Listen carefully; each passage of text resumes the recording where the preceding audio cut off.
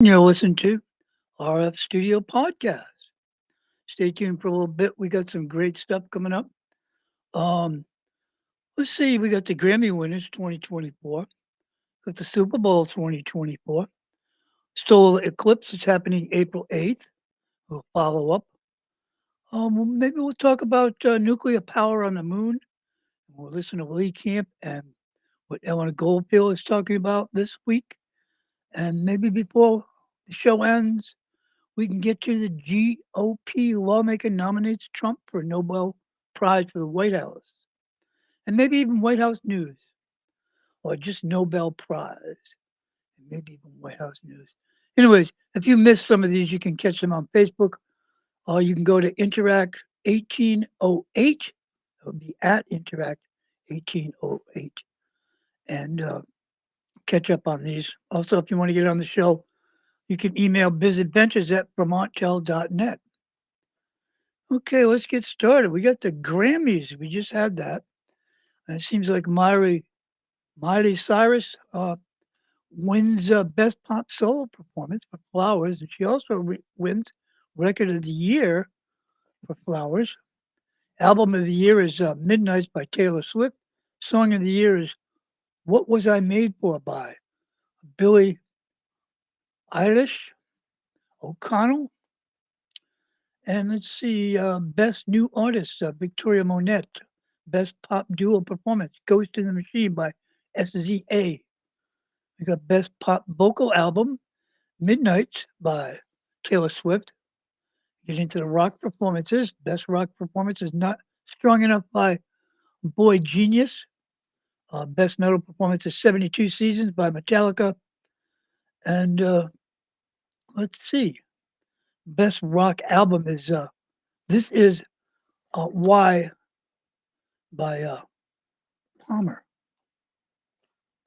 Anyways, you can catch up with the Grammy performances. You can rewatch them at Grammys.com. And you can also find the highlights at YouTube.com. Great. Let's get into the Super Bowl. That's coming up here.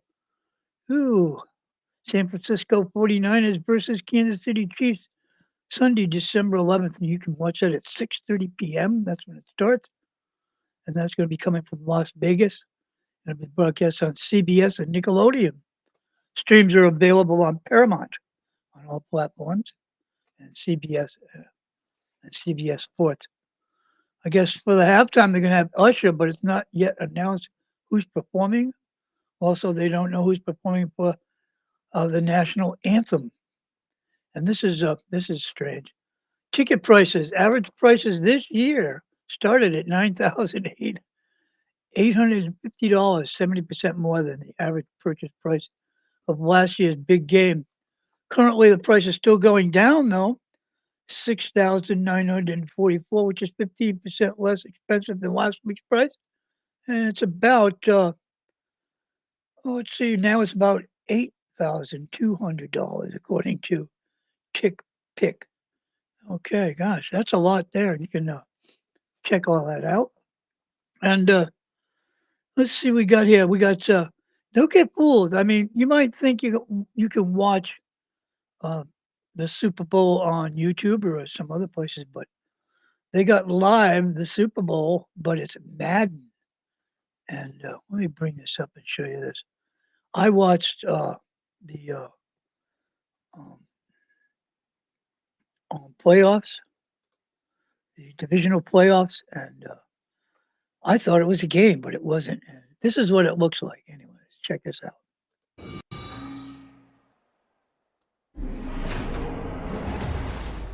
Madden Football is the home of the Super Bowl, and this historic matchup is brought to you by EA Sports. It's the Chiefs and the Niners, and it's coming up next. EA Sports coverage of the National Football League is on the air. Tonight, it is all on the line. We play for the Lombardi Trophy, as it'll be the AFC champion Kansas City Chiefs taking on the NFC champions, the San Francisco 49ers. Alongside Charles Davis, I'm Brandon Gaudin. Charles, we don't like to throw around the word dynasty loosely, but for the Chiefs, it applies. I mean, they're looking for their third title now in 5 years. And with the way this league is configured now, it absolutely applies. I think you're totally on target. Remember, they lost a Super Bowl in there too. So to be back for the fourth time in 5 years in today's NFL, that's pretty incredible. Meanwhile, for the 49ers, they were one of the heavy favorites to win the NFC, and they were able to get it done. And now they look for that elusive 6th Super Bowl title. Remember, after going 5-0 in their first 5 appearances here, they've lost 2 straight. Super Bowl 47 to the Ravens in New Orleans and Super Bowl 54 to Kansas City in Miami. They'd love to start another streak like they had in the 80s when they won 4 Super Bowl titles.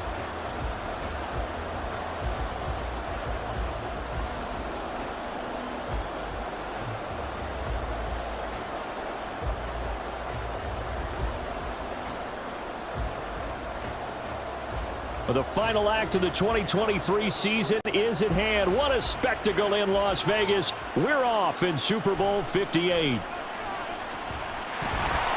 Oh, a dangerous return man showing it here.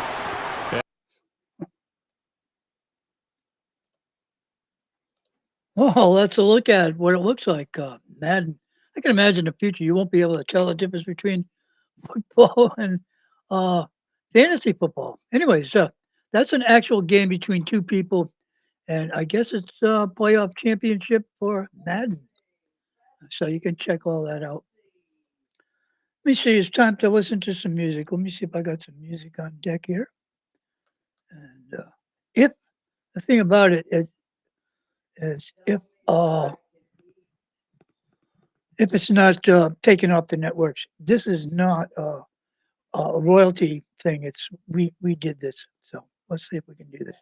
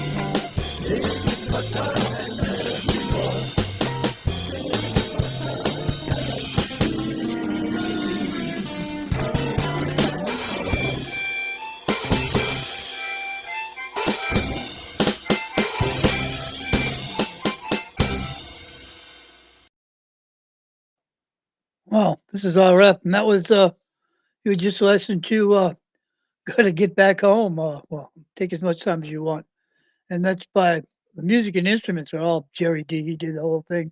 I wrote the song and I did the animation too. Okay, but yeah, that's great. Gotta love it. Well, we're gonna have a solar eclipse happening here in Vermont. Let me bring this up. Let me see this.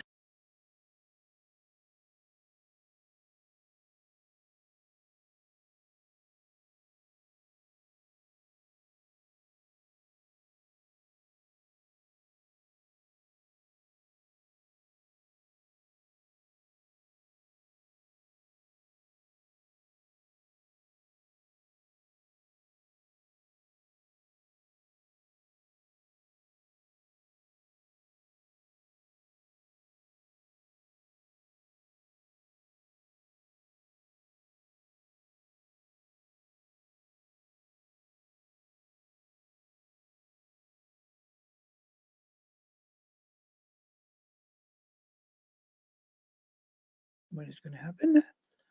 Yes. Well, I guess we can bring up some. Oh my gosh, NASA.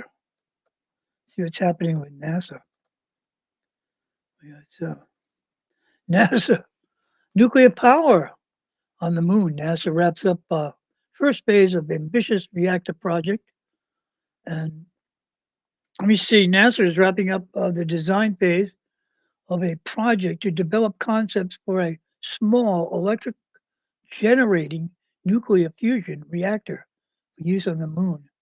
The Fission Surface Power Project aims to develop safe, clean, and reliable energy sources on the moon, where each nighttime lasts around, get this, 14.5 days a nighttime lasts. Such a system could play a big role in the agency's Artemis program for lunar exploration. NASA and the U.S. Department of Energy awarded the contracts to Lockheed Martin, Westinghouse, and IX, which is a joint venture between machines, Intuitive Machines, and X Energy. That's very, very interesting. Now let's go back to what we're doing over here. And we'll see. Yes. What else is going on here? Oh, um, I guess we can play a song. Let me see. Let me bring up a song here and play that. This should take me a little bit here. And if I can find it, yes, here it is. And let's do that. And I will be back in a second.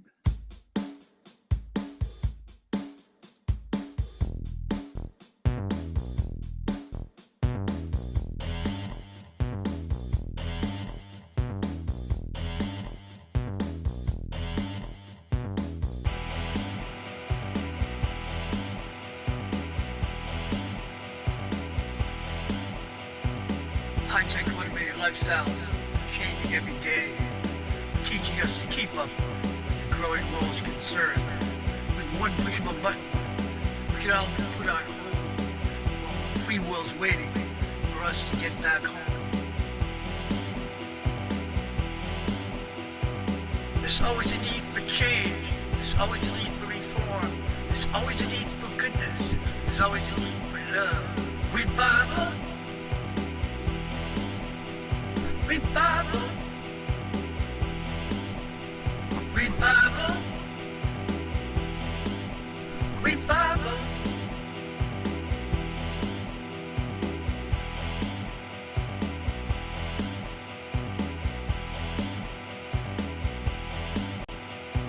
Things are gonna change. I hear it every day. Is it for the good of all or another ethnic way?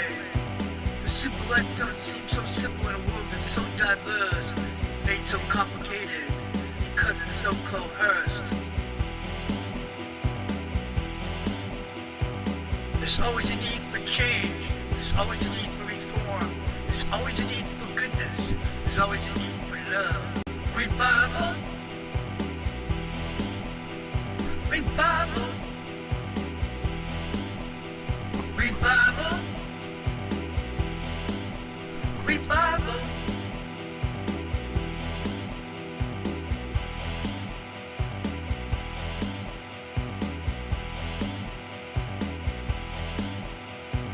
What's this misunderstanding when we won it all before? Don't tell me you forgot the way. It's right there at the door. It's not too hard to let go. Dreams taken by chance. It wasn't made to last forever. Illusions never last. There's always a need for change. There's always a need for reform. There's always a need for goodness. There's always a need for love. Revival. Revival. Revival. Revival.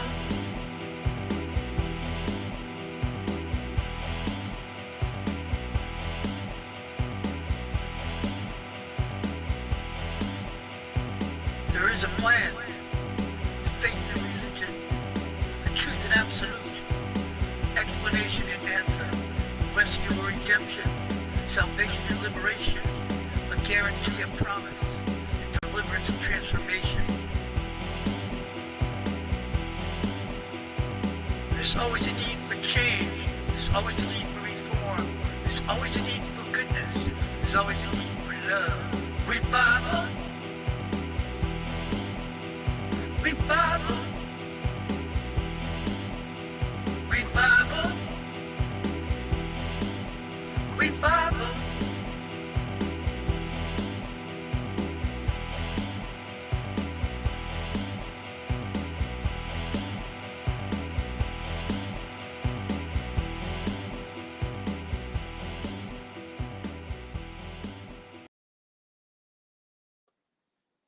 Wow, that was Revival, written by RF and performed by RF. Yours truly. I did that a few years ago. Let's take a look at what Lee Camp is doing this week and check this out.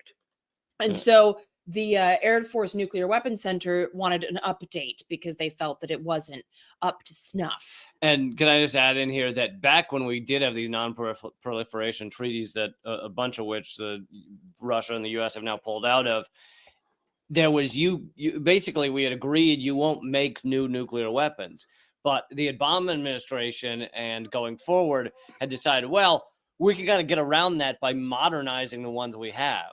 So basically, you take the nuclear weapon out and you modernize the whole systems. So you're kind of creating new nuclear weapons. So they were finding ways around the non-proliferation treaties.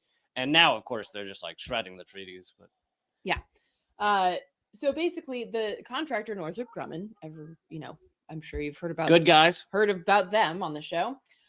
Bid on this. They sell a new special missile. kind of soap to get blood off your hands. It works wonders. And by 2021, Congress had authorized the first investments in an updated nationwide intercontinental ballistic missile system, which is now called Sentinel. The $100 billion that will go to Sentinel represents only the first step of what is anticipated to be a $1.5 trillion investment in the triad, all of which is predicated on ramping up production of new plutonium pits, the deadly metallic hearts of nuclear warheads. So again, in that sentence, which is a little too congratulatory, I don't know. It just The whole article's a little I know. celebratory of our nuclear systems, even while saying they need work. But in that one sentence, the journalist makes clear that this is $1.5 trillion going to upgrade or update or whatever these systems, and that will also have to go hand in hand with more radioactive core to create these bombs. And so this is then inextricably tied to the new push for mines, predominantly either in Navajo, the reservation, despite the fact that they have laws against it. But what are Navajo laws compared to federal ones? Right. Or What is right the next to, government so like the there? Grand Canyon butts up against the western border of Rara. what is officially Navajo Nation. Of No. course, it's all What are you, stolen hippie? land, but that's That's another conversation. That's another conversation. And so they're finding loopholes, and there was you can listen to the interview that I did with Leona Morgan from Hall No about this issue, but basically the whole thing is filled with loopholes. Biden signed a national monument that would have supposedly protected places like the Grand Canyon, basically set up a moratorium on uranium mining and destruction of this kind, but these mines were grandfathered in. So there's nothing that Biden could have done about it, right? Like, oh, but the Democrats get to celebrate that they created this new moratorium on new mines without mentioning like that really important part that all of these mines, like 10 or so that could pull up millions of tons of radioactive shit out of the earth, they neglected to mention that those can still go ahead, and there is evidence to suggest that they are going ahead. And like a year ago, I did a video on what happens to uranium mines that are shut down. They're basically, they've been tapped out and the companies are moving on or whatever. And there's a whole system of what's supposed to happen with them that the EPA is supposed to oversee. But the research in the article had looked into what actually happened to these, many uranium pits and mines that the EPA had overseen the closure of. And it was like many of them were like not yet completed. And for some reason, 10 and 20 years after they've stopped actually producing anything there, they just haven't yet completed them. And the EPA gave a pass to a bunch of them as well. So it was like, 10% or 20% of mines that are so-called closed actually go through all of the process and actually get to a place where they're no longer radioactive, no longer giving cancer to the people around them and everything else. It's horrible for Americans, but then of course you have the fact that if we keep creating more and more advanced nuclear weapons, we're pushing all of humanity towards nuclear obliteration.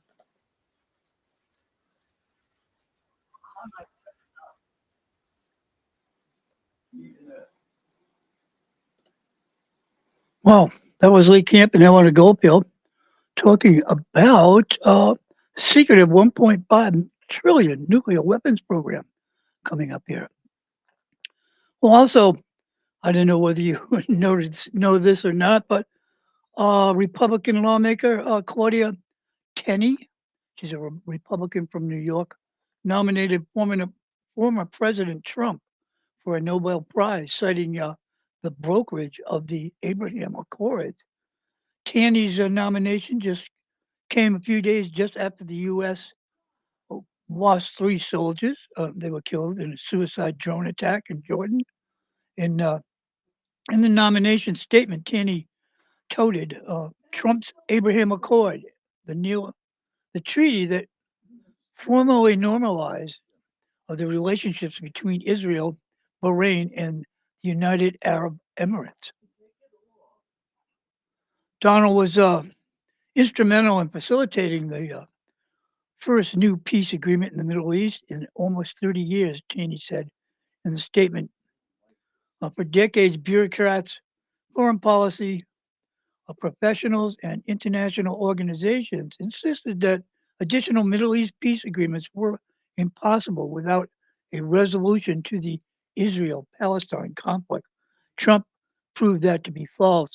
Trump is now a forerunner in the 2024 GOP presidential primary. He has been nominated for the prize multiple times. He was nominated in 2022 by the Norwegian official for brokering relationships between the UAE and Israel. He also received a nomination for from four Australian law professors. Well, that's interesting news, and that's great. Let's see. I got one more thing. I got the White House news coming up here. I can talk about that, and let's take a look at what this is about. GOP lawmakers call for hearing on disturbing effects that allow foreign ownership of public lands. This is interesting. A Republican, Jim Banks, he's a Republican from Indiana, is calling for House Republican leadership to hold a hearing to assess recent efforts to open federal property up for public and foreign ownership. Banks pinned a letter to the House Financial Services Committee Chairman Patrick McHenry. He's a Republican from North Carolina, requesting the panel schedule a hearing on so-called natural assess companies. Through a federal proposal to publicly list NACs was recently withdrawn, although it was recently withdrawn. Proponents are reportedly committed to pushing the new corporate. Let me see what this is. Let's bring this up so you can see that.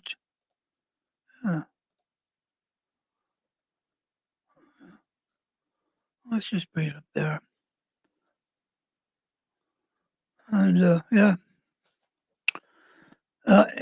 And an NAC is a type of company chartered to protect, restore, and grow the natural assets under their management to forestry healthy ecosystems. The environmental, social, and governance ESC movement, while focused on federal markets, is now using NACs to bring its partisan and progressive influence into public land management. Banks wrote to Henry McHenry in a letter shared with Fox News Digital. This is disturbing. This is a disturbing development that should be addressed by the committee. Well, anyways, I'm going to call an end to this for today. I'm going to stop sharing this, and believe me, I hope you enjoy listening to it. If you're looking for a great show on Saturday, check out Indigenous Nation on Mixcloud/DJRF, and you can get some really great stuff. I'll be back again with some interesting stuff, and maybe the music will play. So until we meet again, God bless and have a great day.